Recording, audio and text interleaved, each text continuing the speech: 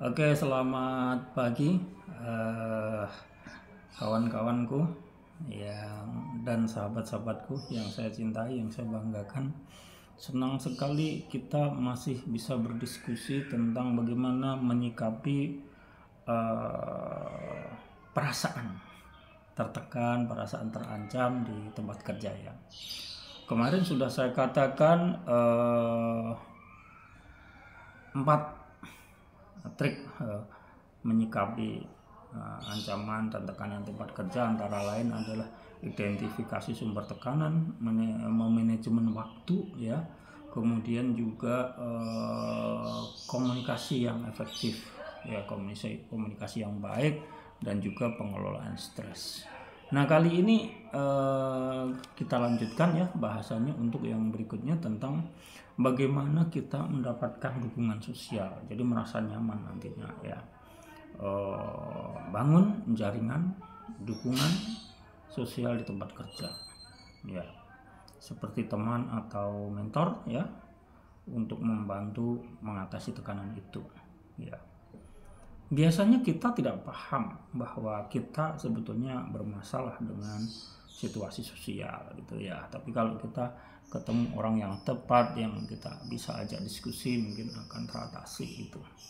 Kemudian yang keenam ya, kalau tadi yang kelima, pengembangan keterampilan ya. Kalau kita merasa tertekan, merasa dalam ancaman, kita harus fight gitu untuk berkembang ya. Jadi bagaimana kita bisa mengembangkan keterampilan kita meningkatkan keterampilan dan kompetensi tentunya ya, untuk meningkatkan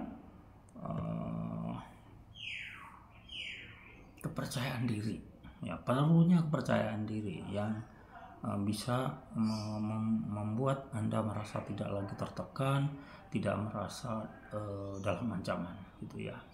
Kemudian yang tidak harus dilupakan adalah keseimbangan kerja, keseimbangan antara kerja dan kehidupan gitu ya.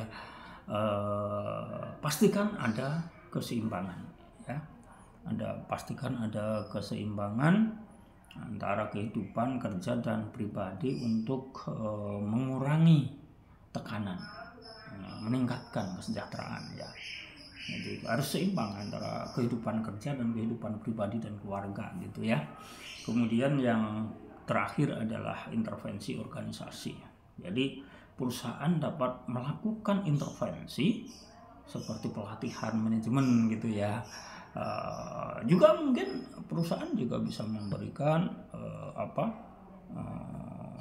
pelatihan tentang stress management, pelatihan tentang pengembangan diri ya.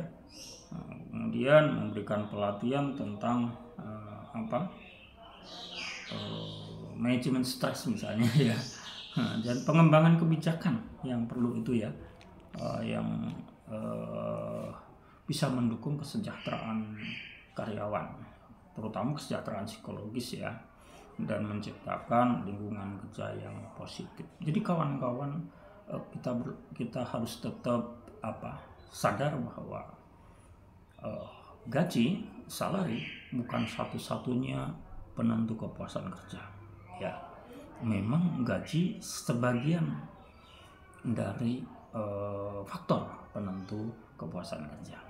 Sampai di sini kita tunggu saya berbagi lagi dalam trik-trik dan solusi-solusi yang bermanfaat untuk kita di tempat kerja. Selamat pagi.